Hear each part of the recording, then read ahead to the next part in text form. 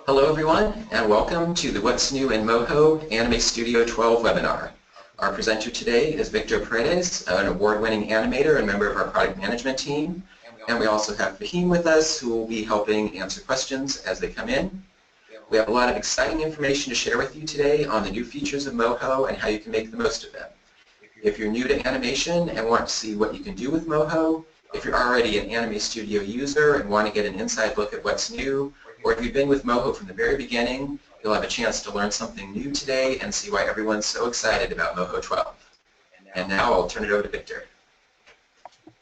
Hi, thank you for being here today. We are very excited about this new version of the software, and I am excited both as animator and as product manager. So I want to start telling you that all these new features were collected from the comments of the users, and probably some of them are comments from people who is hearing now. So we collected a very long list and then prioritized different features there. So this version is really made for the users and based on people's feedback. So I am excited about that too. Now, here is the new screen of Moho 12, the new name of Anime Studio. You know, Moho in the past, Anime Studio in the past was named Moho, and we are going back to the roots of the software. And I think this is the right time to do that also, because we have a great version here with new features that people were asking for very long. So I am very excited about that. Now, when you see the new Moho, you automatically will notice that we have a new interface here, okay? And if you compare this, I have Anime Studio 11 open here. You can see Moho 12 is much cleaner and everything looks nicer, and it is a good upgrade of the interface. Also, we have a simpler preference. If you go to the preference and go to the appearance, you can modify the brightness of the screen of the interface, and also the highlight color. So for instance, if I want darker and maybe a green highlight here, I can just do that, and now my interface will look the way I want. So I will go back to the default because I like the default, but you can personalize that.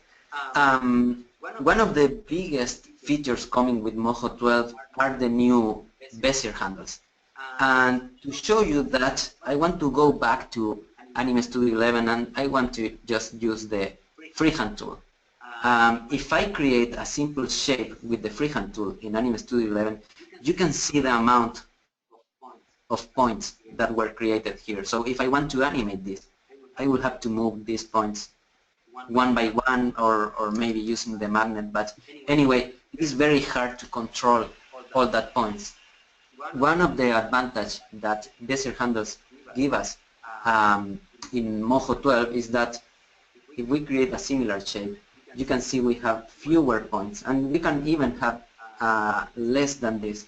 So if I go to the curvature tool, you can see now we have the Bezier Handles, and we can modify the curvature, the angle of the curvature here, and we can break also the curve. And another cool thing about these Bezier Handles is that they are optimized for animation. That means that when I move my character, you can see how the Bezier Handles adapt to keep the shape in the same way. So I want to show you a circle here. In other illustration programs, you will get something similar to this. I want to show you just this example too, so you can understand this. So if I move this circle here, you can see I don't get a circle anymore, okay? This is because the handles are not really moving when I move the circle. But if I undo this and use the Bezier Handle system coming with Moho 12, the software will automatically try to prevent the distortion of the shape. So you can see I am getting a circular shape even when I am distorting the drawing. So this allows Moho to animate much better, animate vector points, but also animate points using bones. So it was hard to implement this in previous versions, and finally we had an idea we could apply that, and Mike Clifton worked on this, and it is working very well. So finally we have Bezier handles, and if you like it the way you draw in Anime Studio 11 and before, you still can use the curvature tool, and you can increase or decrease the curvature in the same way you did in previous versions. So we have all the good stuff coming from previous version, but we have all these new features coming with Moho 12. So related to that, Moho 12 also allows us, let me go here, I have a character created by Troy Piku. So this is a vector character, and now in Moho 12 I can export this character. I will export only one frame for this time. I will put it in my desktop, and I can export this as a SVG file, which is a vector and open format for vector files. So if I render this, the software automatically will create an SVG file. Let me find that. Okay, here's it.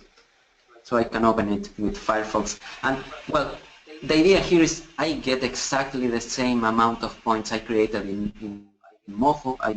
I can open this in Illustrator, or I can open this in Inkscape. I will try Inkscape in this case. So we can export and import Illustrator and SVG files very easily, and always keeping the same amount of points. So we finally have real compatibility between all the software. So that is another cool thing coming with Moho 12. Well, Inkscape is taking a while to load, so maybe well, you will have to believe me, it is working very well, and the Bezier handles are working here, and we can animate that, and we can open that in Illustrator and then import it into Moho, and that will work well. So if you like to design your characters in Moho, you can do that, but if you like Illustrator, Inkscape, CorelDRAW, or any other software, you can use that too, and then import your characters into Moho to animate them. So another cool feature coming with Moho 12 is the new timeline. I want to show you some of the new characters here. Okay, so we have a new timeline. Well, now Inkscape loaded, but no, too late. So I have this scene here, okay, and you can see that in the timeline we have several new options. I will show some of them, but I think the most exciting option, if you are an old user of Anime Studio and even previous versions of Moho, is that in the timeline you normally could see only the selected layer.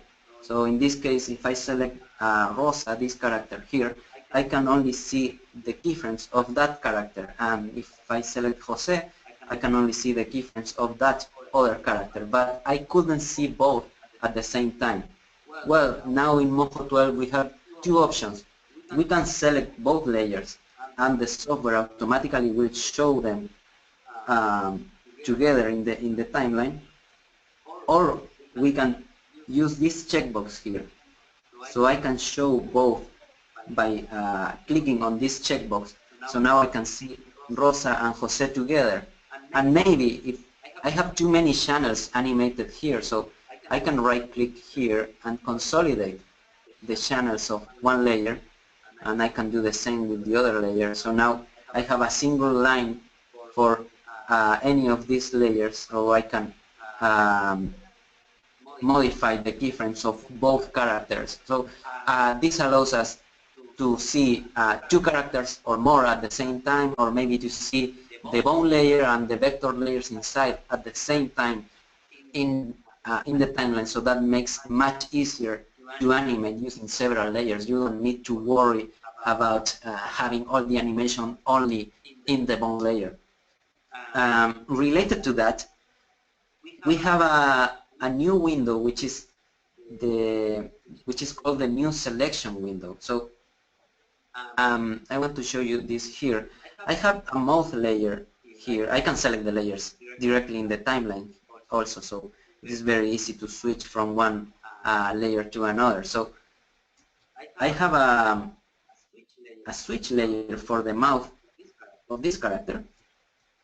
Okay, so I have it selected here, and we have the new switch selection window.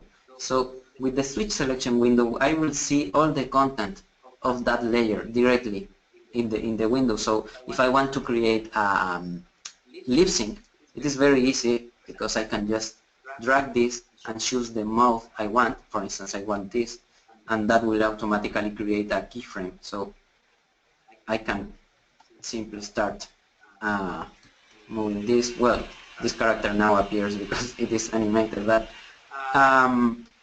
so we have this new feature here, and that makes lip sync and other kinds of animation. It also works with frame by frame layers.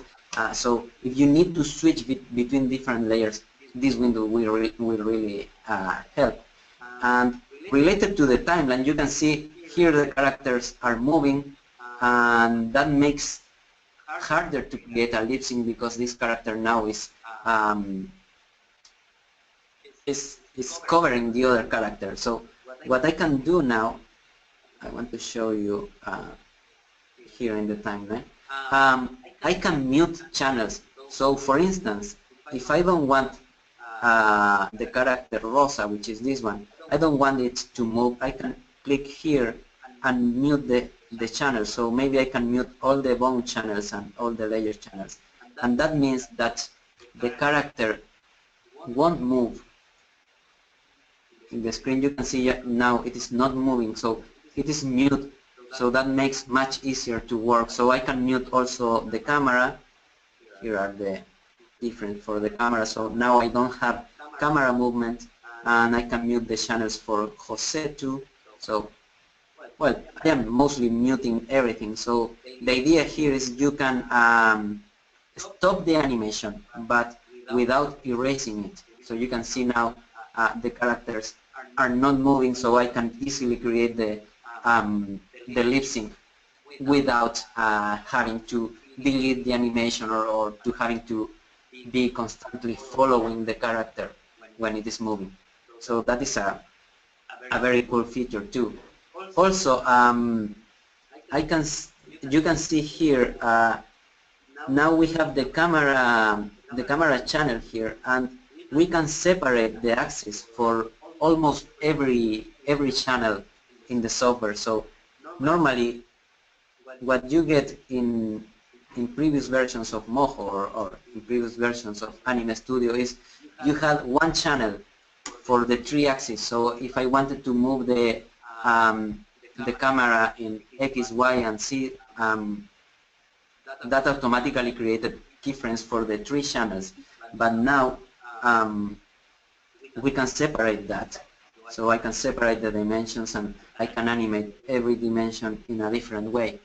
So that is very useful also to create different kind of animation. Some people in the past they created different groups to separate the axis, but now you don't need to do that. You just separate in the channels inside of the software. So that is very cool too. Let me go back here. I will close this files. Okay, so another cool feature is the new Moho exporter. So I will show this very quickly.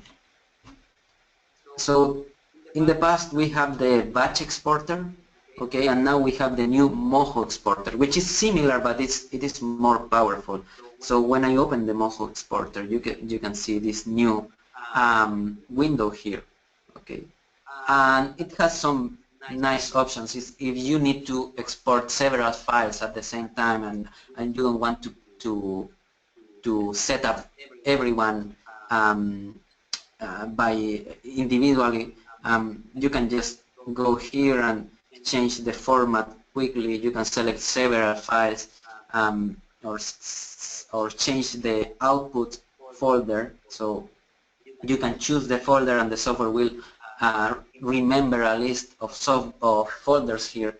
You can separate by layer comp. You can open the setup here too. So you have many new options that will make working with several files to export much easier. So this is a very big improvement, especially if you like to work with the batch export, or if you like it. One of the other biggest features coming with Moho 12 is the Smartwarp feature. You probably have seen that, but I will show you this again. So let me go here. Okay, I have some files from Sibra. So you probably have seen this guy. This is my friend Oscar.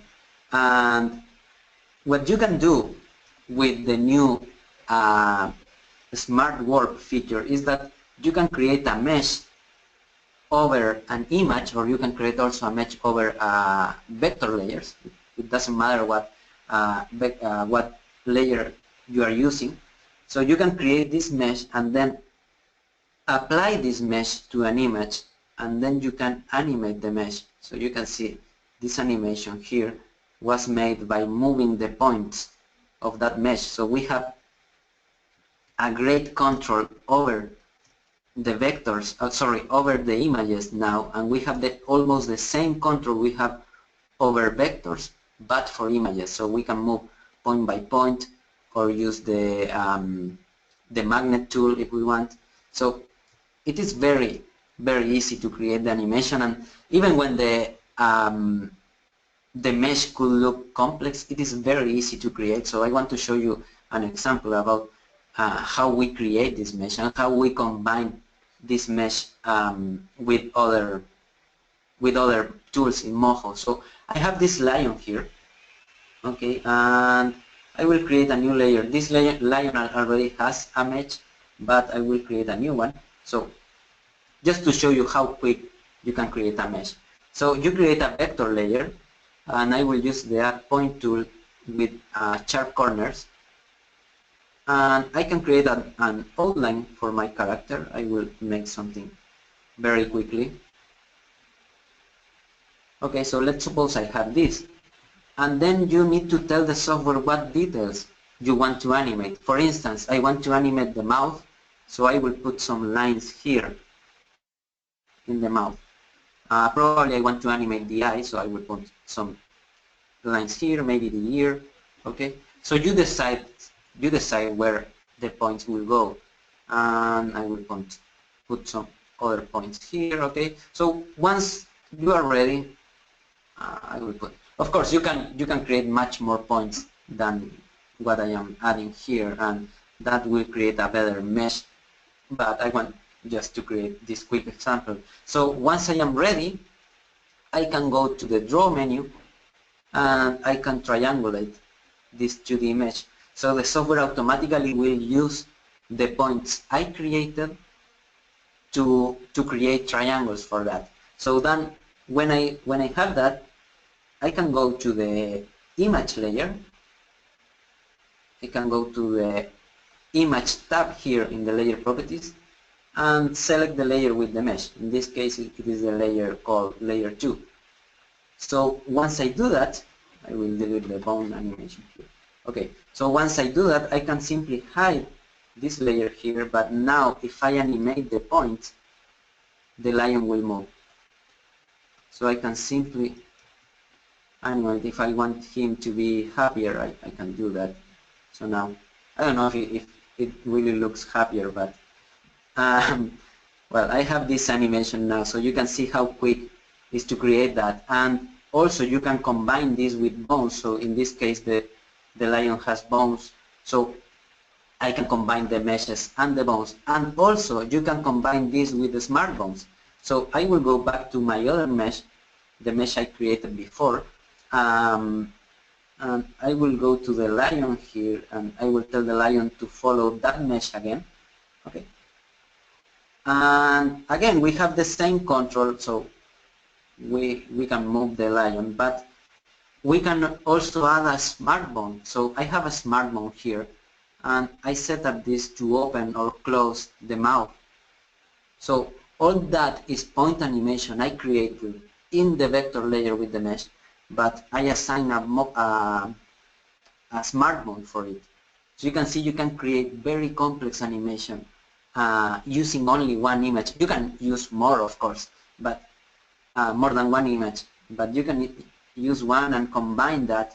I always show this, so it works very good in most of the cases. Sometimes if you do something like this, it doesn't look too cool, but anyway, the tool is very, very powerful. So I think the best part of the new mesh tool or the new Smartwarp tool is that you can combine with all the tools you have in Moho 12. So you can create very, very, very powerful rigs using that. So I have another example here, and you can see this example in the software itself. So here I have a character, okay, who is using meshes. So for instance, if I move the arm is moving exactly in the way I want because I created a mesh for the arm. And actually I want to take the advantage to show you another feature here. We have a new window for the layers, and we have filters, and they are very powerful. So I can search for mesh, and now I can see all the layers of the mesh. So you can see I have a mesh for the arm, and that allows me to apply a smart bones to an image of the arm. So you can control. If I want this arm to move in a curvy way instead of the way it is moving now, I can simply move the points and animate that, and I can save that to a smart bone. So we have the freedom we have with vectors, but now using images. So I will go back to the clay crocodile bone layer here, and you can see I have this hand animation, and again it is a single image, but it's the mesh the one which is moving. So I save that, and I can create this kind of animation here. Or if I move the mouth here, you can see how all these other parts are moving. It is very subtle, but they are moving. So you can create much softer or much more alive animation using pictures.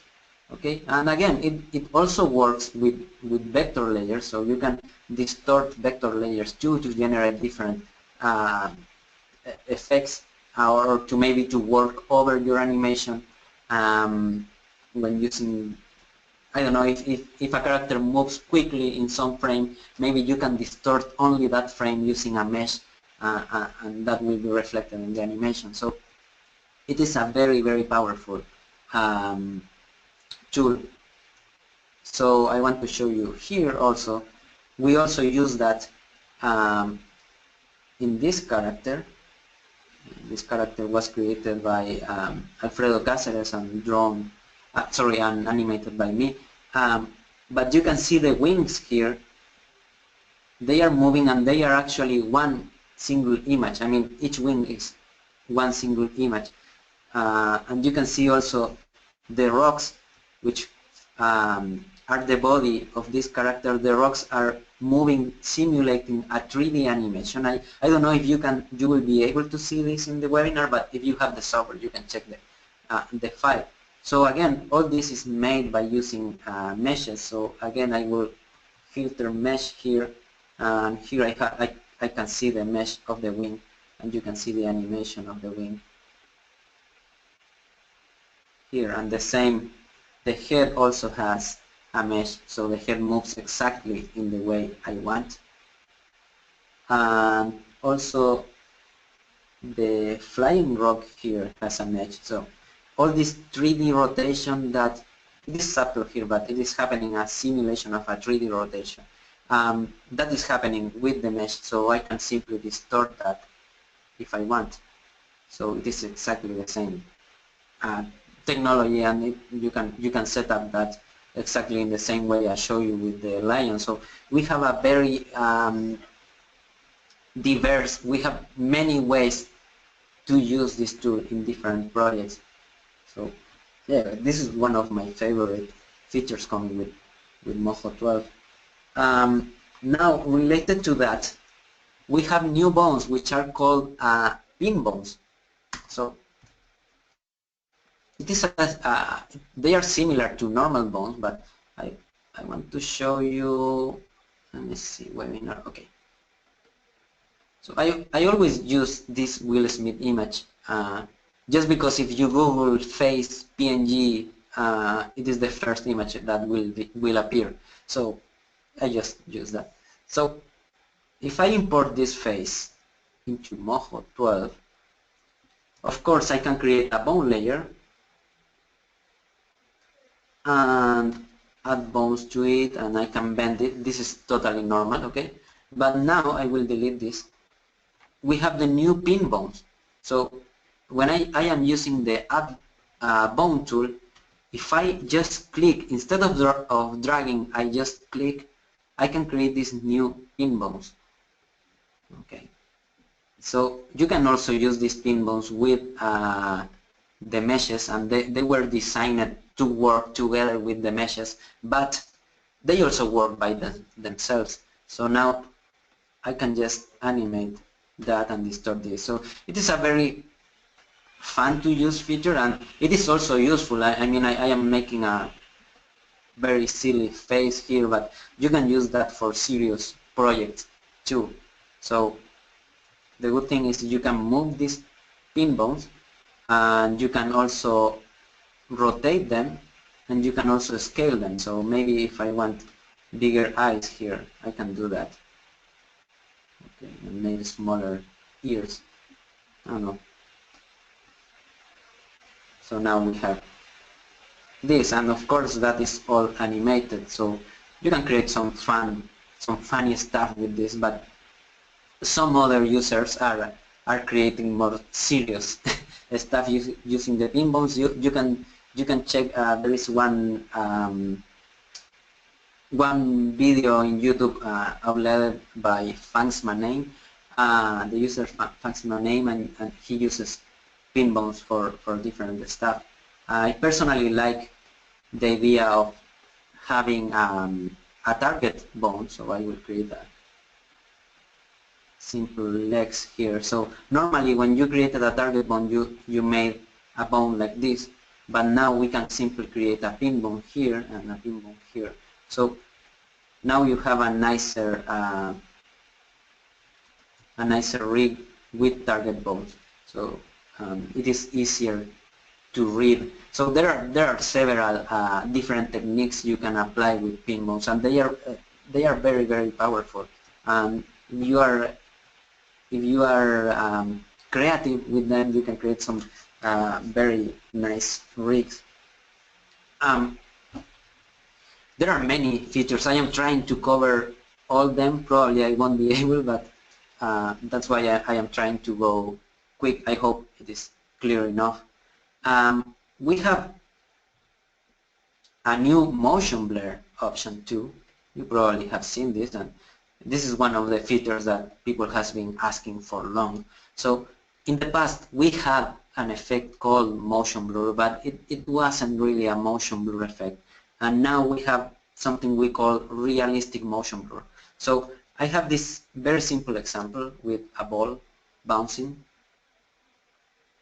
Okay, so I can simply go to the layer properties of this bone, of this image or of this layer, and I can go to motion blur. And if I activate motion blur and subframe motion blur here, I have some options here. Okay, I will apply just the options I have. So now when I render, you can see, well, I hope you will be able to see this, but you can see there is a realistic motion blur applied to that. So we have some options about how many frames we want to repeat, or how many frames we want to show during the motion blur, the percentage applied to that frame. So maybe if I put 100%, the motion blur will be longer. I don't know if that is noticeable, but it is longer too, and we can also apply extended frames. So maybe if I want to extend this motion blur in 20 frames, when I render this,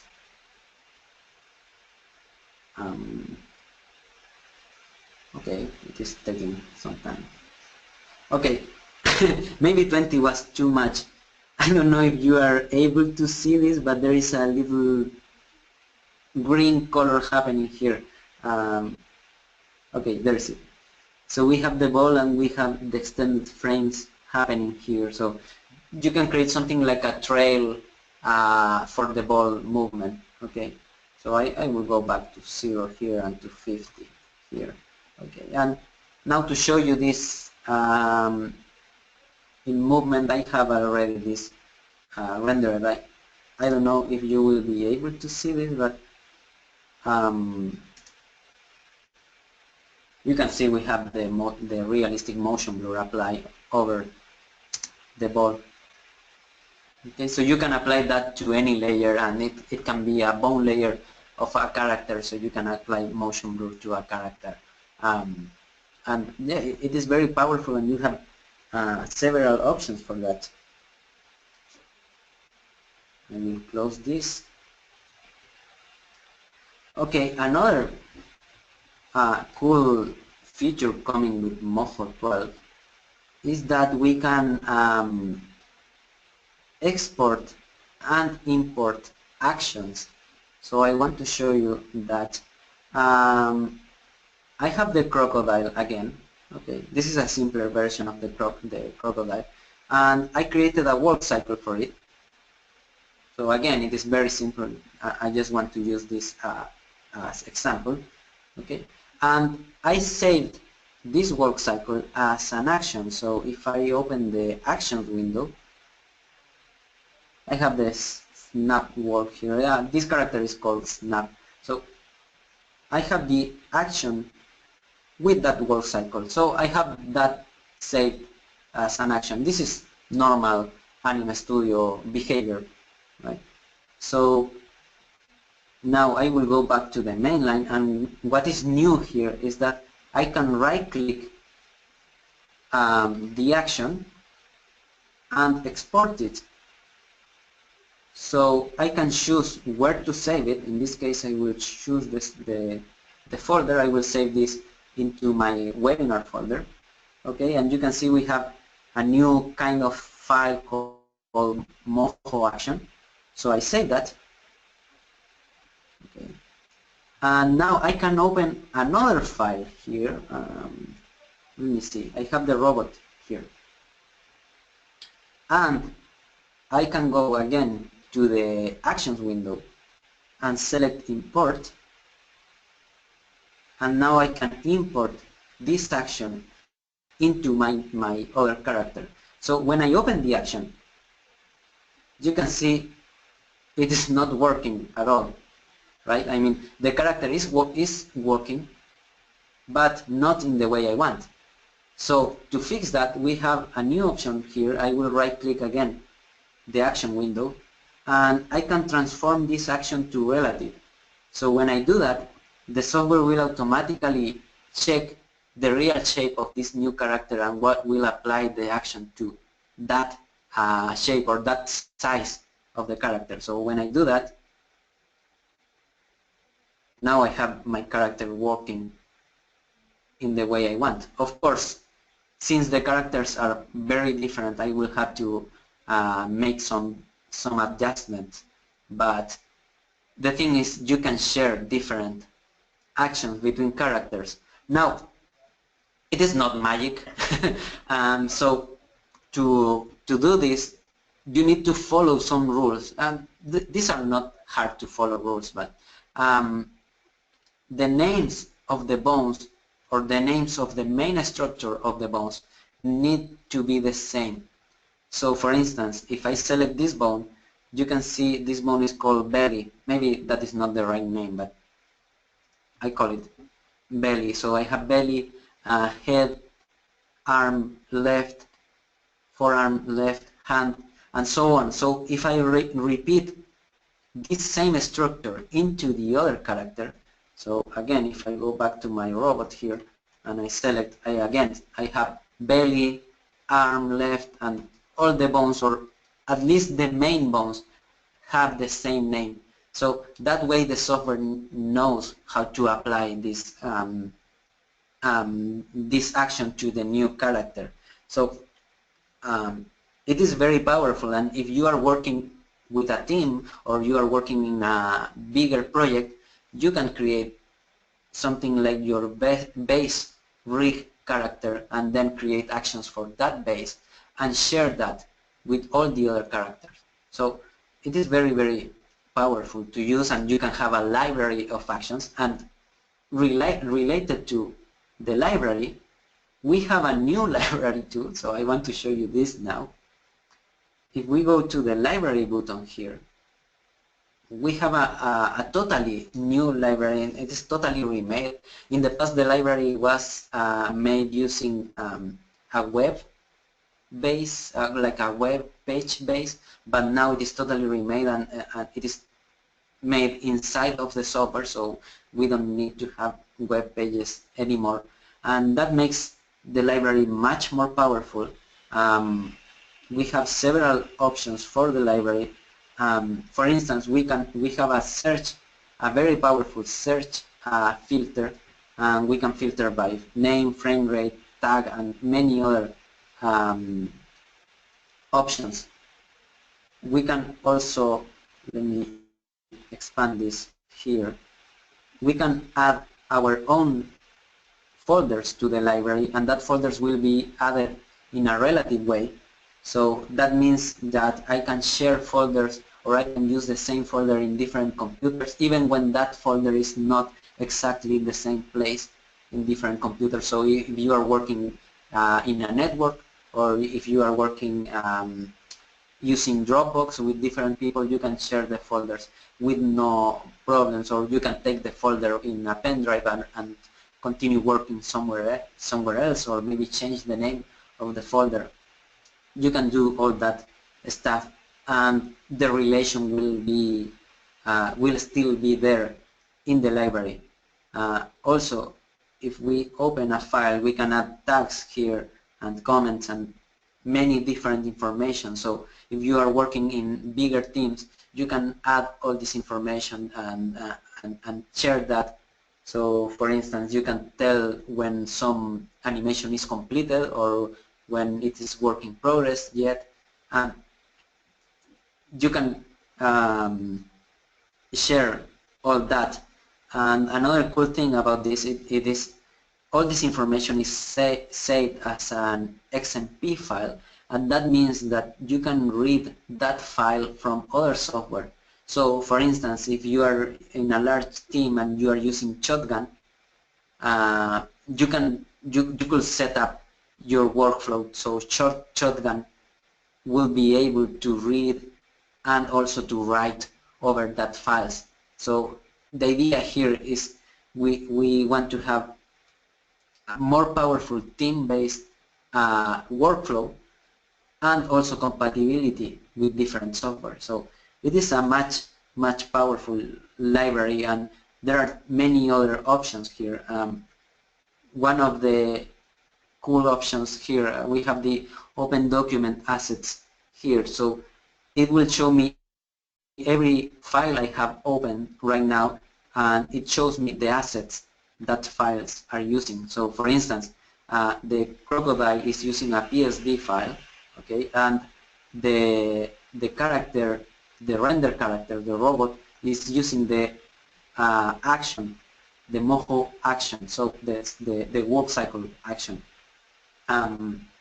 So we have control over every asset that file is using. So all this is focused on work better in larger project and to keep track of everything you are doing, and finally to work quicker. That's the final idea here. Another, I will try to show you this very quick.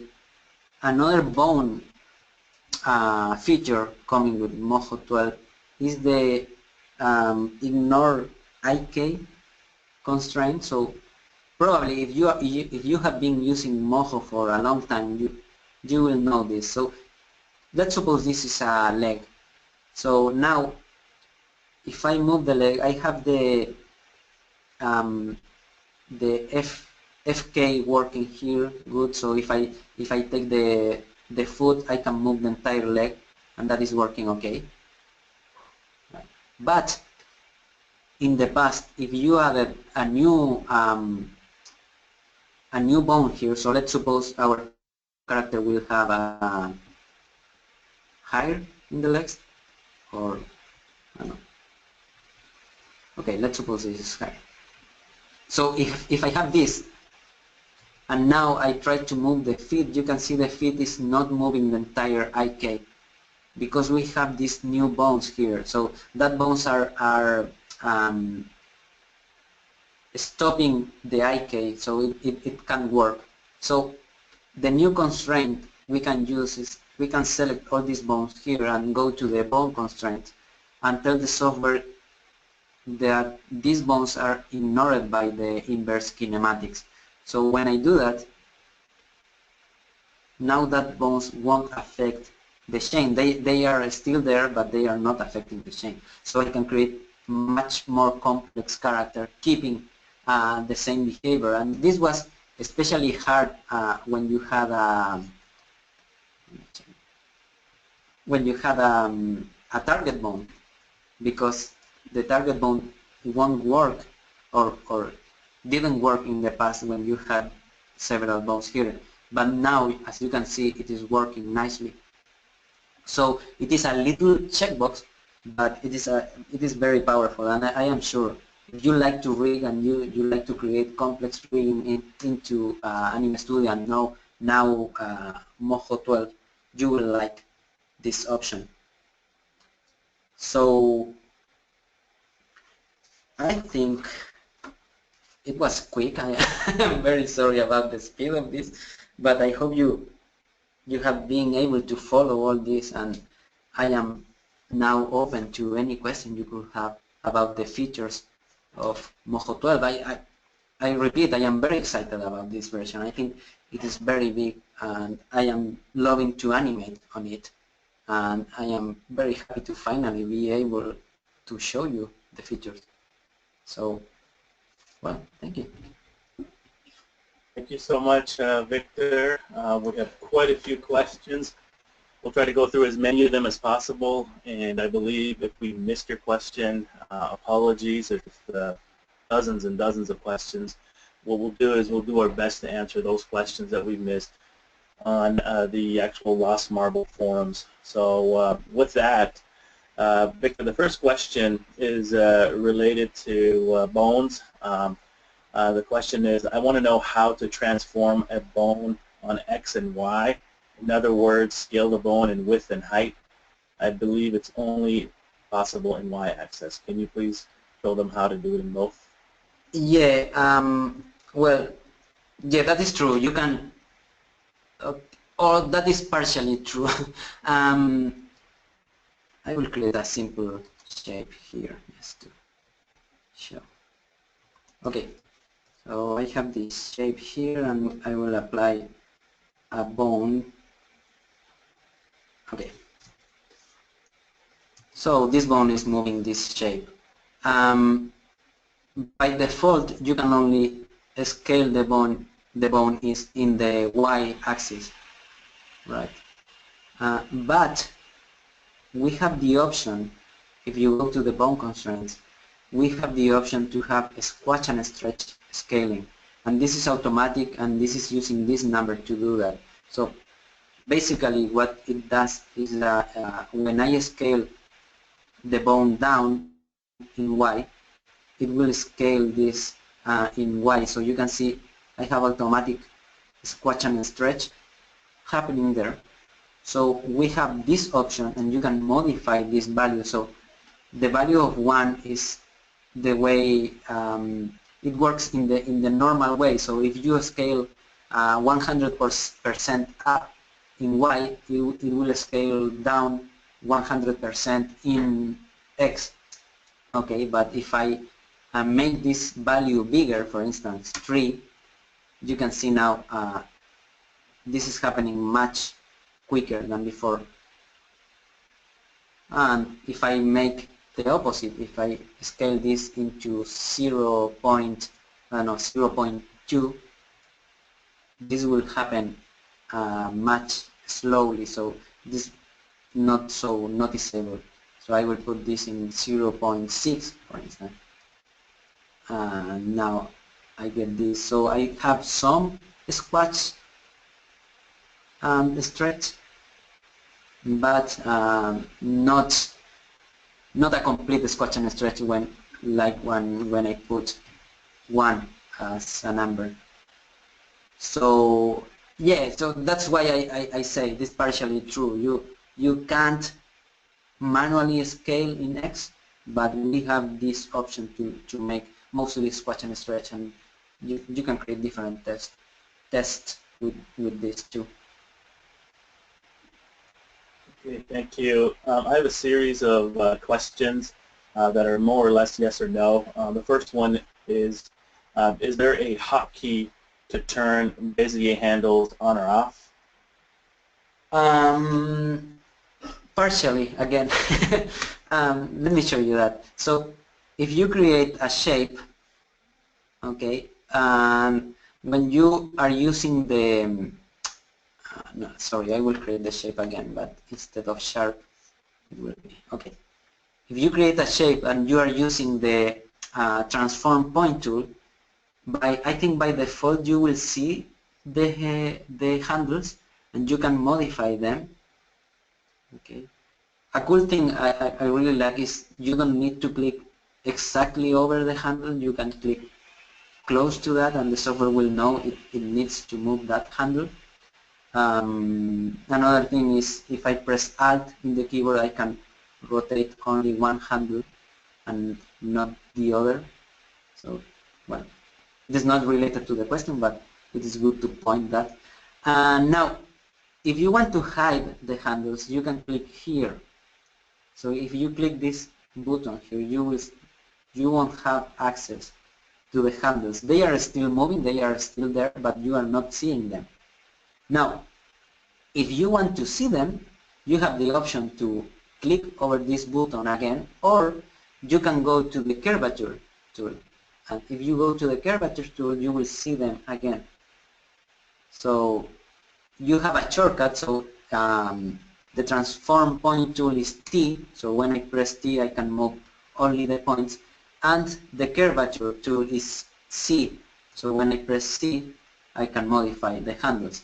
Now there is a little feature here. If I am using the transform point tool and I hold C in my keyboard, I can use the curvature tool.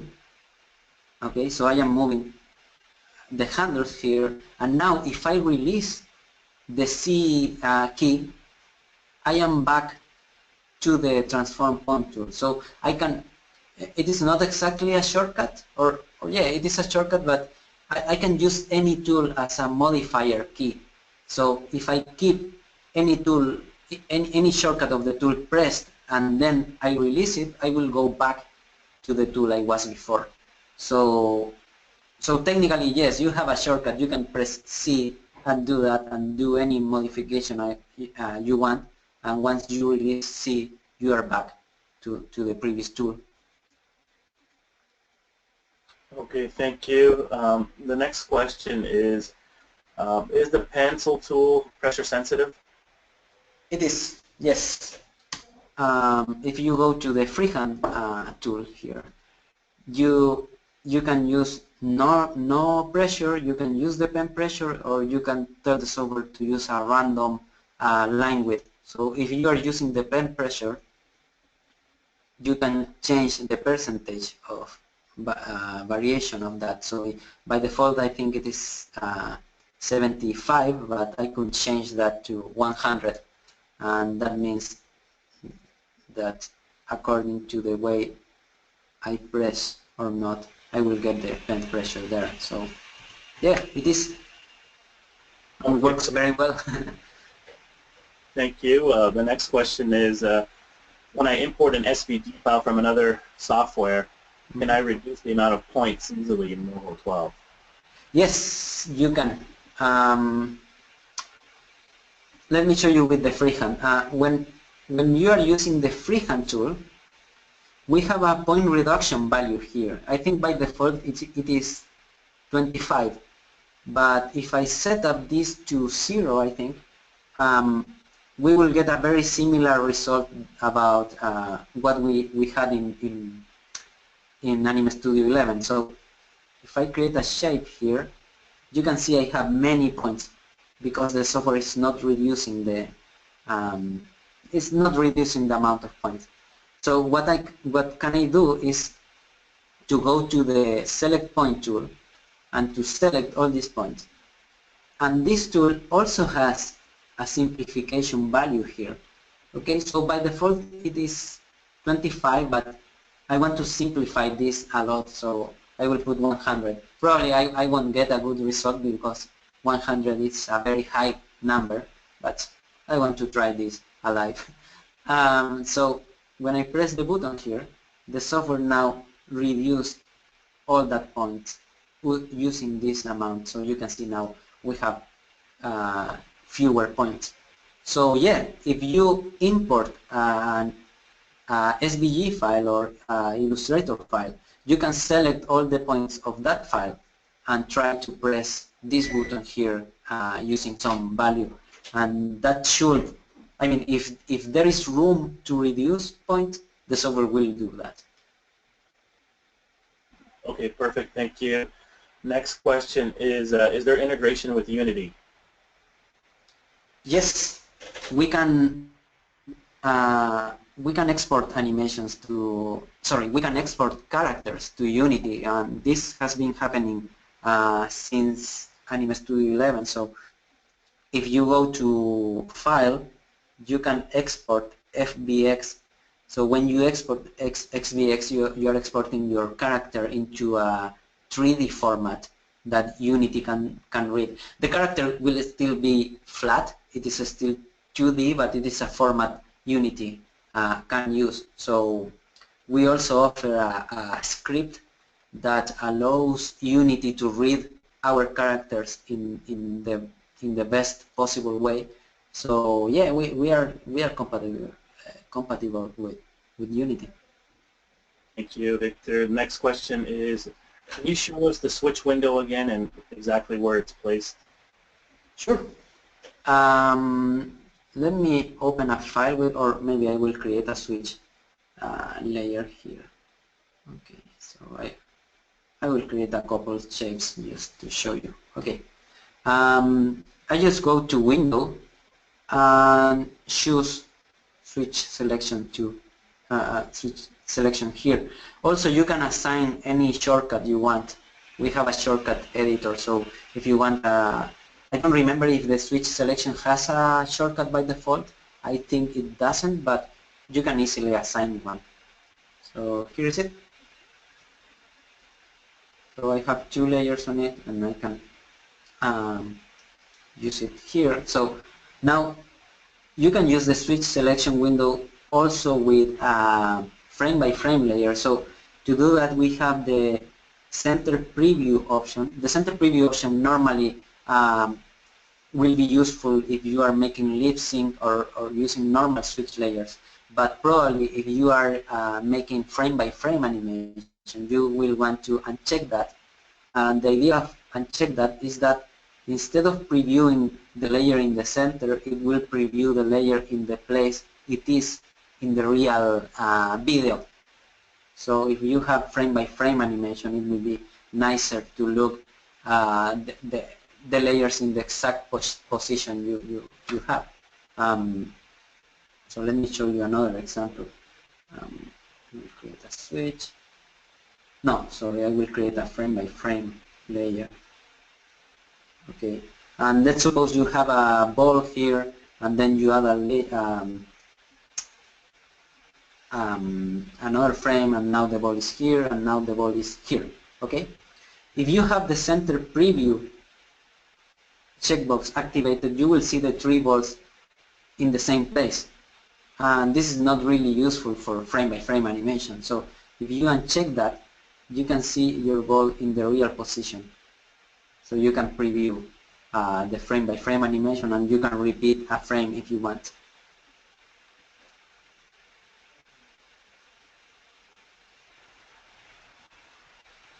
Okay, thank you. The next question is, with regards to Smartwarp, can you use it on any type of photo? Yes, you can. Yeah, I mean, you can use it in every image you can import to Moho. So there are many formats. Probably you are already using that. A cool thing that also works. It can be a little slow, but you can try that. You can even apply Smartwarp to videos. So you can distort videos using that mesh. So I made some tests with my head sometimes, so I recorded my head and distorted my eyes and stuff like that. I won't show you that today because it is not a nice test and not a nice face anyway. So, but you can do that. It is very powerful, and remember you can also apply that to vector layers. So you have you can test and create some cool stuff with vectors too. Now, just to follow up to that comment that you made with the videos and the Smartwarp, can you also apply smart bones? Yes, you can do exactly the same you can make with images, but using a video instead. So yes, you can. Okay, perfect. And then one follow-up question to just answer the Smartwarp related questions. Is there a preference on the angle of image or character that you bring in? Can you do you prefer bringing an angled character, or can a character be looking up straight on to the canvas, or what do you prefer? I'm sorry, I am not sure I am understanding the question. The question is basically, does it matter if the image that you import, let's say it's a character, if it's 45 degrees or if it's looking right at... No, I mean, it will matter according to what you want to do with the animation. You can use a profile, or I mean, you can use a side picture or a front or whatever. It just depends of what you want to do. So there is no technical limitation with the software about that.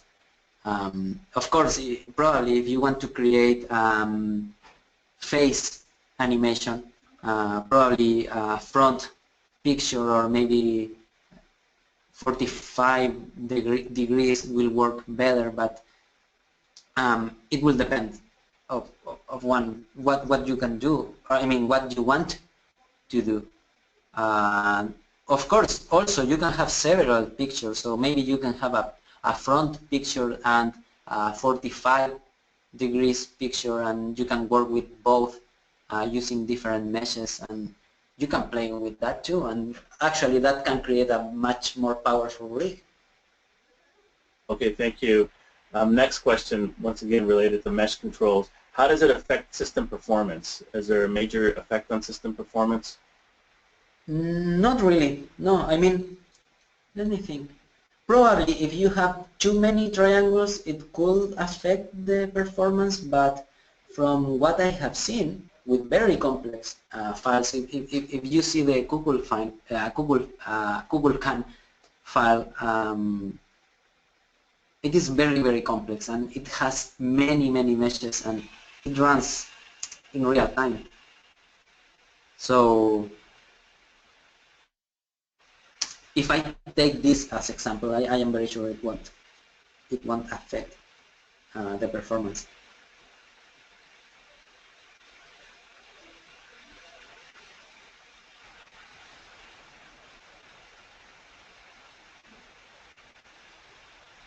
Okay. Are you ready for the next question, Victor? Yes, yes, I am. Sorry. Yes. Okay, perfect. Is there a way to show influence on the pin bones? Yes, pin bones are very similar to normal bones. So if you create, I will create a simple pin bone here. So if you create a pin bone, you can show the influence and increase or decrease it. So yeah, you can. The other questions related to pin bones are, how do you make pin bones and smart bones work together? What's the most Okay, way of doing that? Yeah, let me go back to the example here. Okay, I will import Will Smith again, if you agree with that.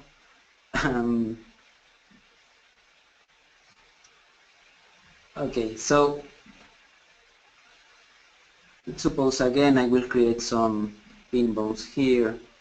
Okay, I will try to do this quick. Okay, and now I will create a bone here, and this bone will be a smart bone. Okay, so I will create a new smart bone. Maybe I will name this bone, I don't know, I will name it Will. Okay, so I will create a new action, window actions. Okay. Another cool feature I didn't tell you, but if you have selected one bone and that bone has a name, you can, when you create a new action, the software automatically will put the name of the bone inside of the action. So that is a very little feature, but it really helps to work quicker. So you don't need to be remembering the names of the bones. So it is cool. So I created this smart bone, so now I will tell the software every time this smart bone rotates to the right, the pin bones will make, I don't know, this. Okay, now he's sad. I don't know if that is sad or something. Okay, so I have this. So now when I go back to the main line, I can simply rotate this bone using the manipulate bone tool. And I have all that applied. So yeah, a smart bone, I think the smart bones can move anything inside of the character. So that includes the pin bones. Next question is related to the library. Is it possible to add permissions and locks on certain library items? No, you can't do that. No, because I mean it is more related to the user. I mean the user is calling that folder, so probably if you lock the folder in some way, you can, the user, some other user can't use the folder, but I don't think that is related to the library. It is probably related to the system explorer or the finder. But no, directly in Moho you can't do that. Okay, thank you. Next question is, can you show us the drawing tool enhancements? Oh yep, I think I showed that, but okay, so we have the new point reduction value here, and now the freehand tools are using Bezier handles, so you are getting fewer points. So that is one new feature. So you can see how it is creating fewer points here, and it could be less. If I press, I don't know, 50, I will get less points even. Another cool feature coming with Moho 12 is that you can continue drawing over a line. So for instance, I created this line, but if I continue drawing over the one of the endpoints, I can create this and then close the shape. So now I have I have a single shape closed for this. So I will do that again. So I have this, and now I can paint it, and it is a closed shape. So you don't need to close the shapes directly when you are drawing. You can just continue drawing, and that will be automatically closed, and now you can paint that. So that is another feature coming with the freehand tools. Also, the block brush tool is also using the point reduction value. So if you create some shape, it will also have less points that the points it had in the past. If I do a similar shape in Anime Studio 11, you can see I get a lot of points. So this is also important, especially if you are creating frame-by-frame animation. If you have too many points, the performance of the software will be falling down if you have many points. So now with Moho 12 you have so few points that working with frame-by-frame is much quicker than before. Also, the paint buckets tool has also been improved with this. So now we are getting, oh sorry, now I have 0 here in the point reduction value, but if I put 25, you can see I have very few points for the paint bucket. So yeah, there are, I mean, you will notice all these improvements when you be drawing. The drawing tools are much nicer to work with now, and also if you make a point corner, that corner is working inside of the software too. So yeah, there are many little improvements that make the freehand tools work much better than before.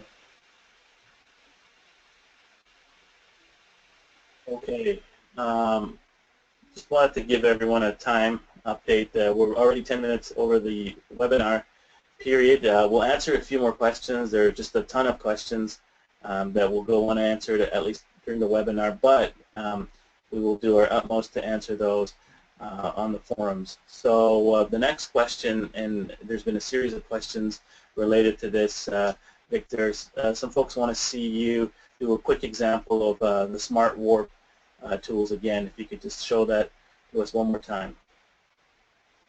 Okay, sure. Okay, I want to show you another file now. If you want to see, let me go to. This is one of the examples we showed in SIGGRAPH. So here is another character which uses the mesh, but I want to show you here is another feature which is very cool coming with the mesh. So please take a look of the lips of the character. So when the character first closes the, I mean, I know this is a Pixar character, so don't think I am taking the credit of this. So if I close the mouth here, you can see the bottom lip is over the other lip, okay? But when it opens and close the mouth again, you can see the top lip is over the mouth now. So what I want to show you here is that you can animate the order of the triangles. So if I have the mesh here, I can simply, I will show the mesh. So I can simply select all these triangles, and if I have in the layer properties of the vector, if I go to the vector tab, and I have animated shape order selected, I can animate the order of the shape, so I can make the shapes to go up or down, and that will be reflected in the real character. So that is another cool thing about Smartwarp. It is very, very flexible. Now, if you want to see another example, I can create, maybe I can use Will Smith again. So I will create a mesh for this. So again, I will use sharp corners and start adding points. I will try to be quick here. Okay, so now once I have that, I need to put lines into the details I want to animate. So maybe the nose, maybe the mouth. Okay, so here, okay, and here. Okay, so I have this. So now I go to draw, triangulate the 2D mesh, so you can see the software automatically created triangles for it. And now I go to the face layer, go to the image tab in the layer properties, and select layer 1, which is the layer that has the mesh. Okay, so I press OK, and now I can go here and simply move the points. I can simply hide the triangles, and now I can move the eyebrows. So, of course, if you put more points, the result will be better and will be smoother, but I want to show you how quickly you can create this. We have a happier Will Smith now, or well, at least creepier Will Smith. And I have this animation now. So you can see you can use, I don't know, 2 or 3 minutes, and you already have the mesh and the animation together. And of course, I can put this character inside of a bone layer. So I will put both layers here, and I will add a couple of bones. And now I can animate that together. So I have the mesh and I have the bones working together. So I hope this is more clear. There are some other techniques to use with Meshwarp. You can create holes in your character too. There is a very cool technique again from I think Thanks my name again about creating. Sorry if it is not him. I don't remember exactly, but you can create a reference layer to create the mesh, so you can combine reference layers with meshes, and that also gives you more power to edit the mesh and to animate it.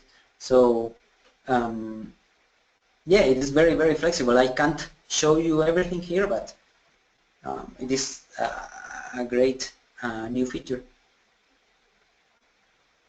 Thanks, Victor. I think we should answer one more question and then hopefully wrap up the webinar. The next question is, can you show us how to use tags and comments? Sure. Actually, there are 2 places where you can use that. You can add tags and comments to a layer. So if I open this layer property,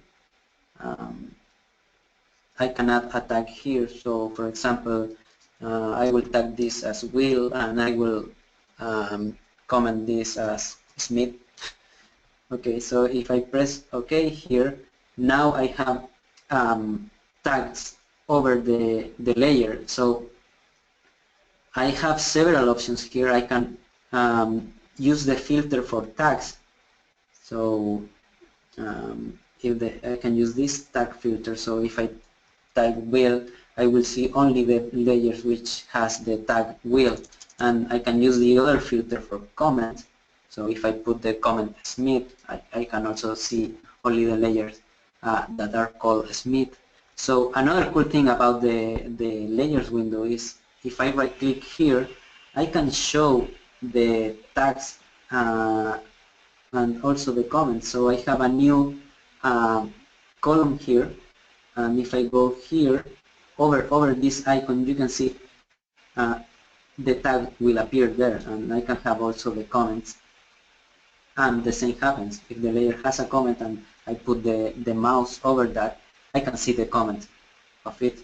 So it is very, very, very powerful. And again, you can personalize your layers window. So I will remove all this, and maybe I can move the position of the columns. I can do that. It's very, it is very powerful and very, very flexible. Now, about the library, if I open the library and I open one of my folders, let me open this character. Now I can go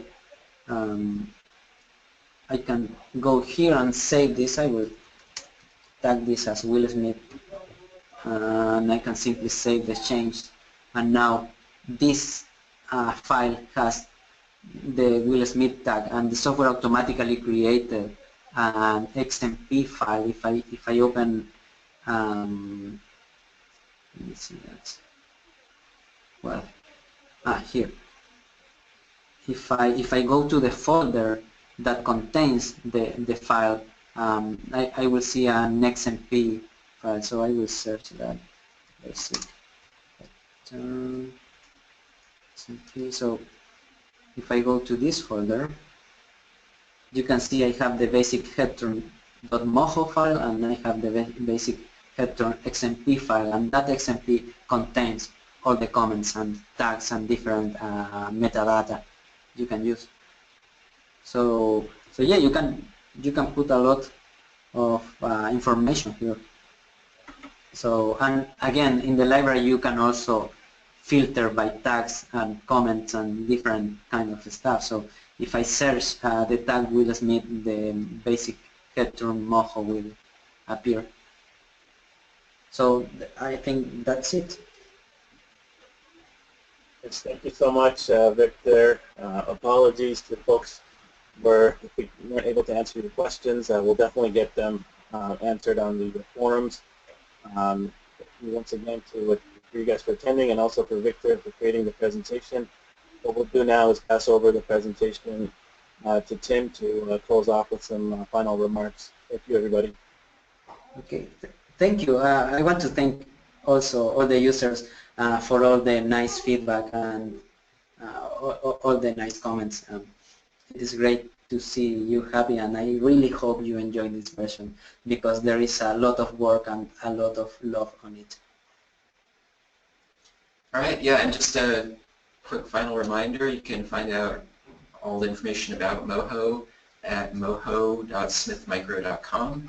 We also have an introductory offer going on right now, where if you purchase Moho, you can get a free content pack and a free tutorials pack, and that offer runs through August 23rd.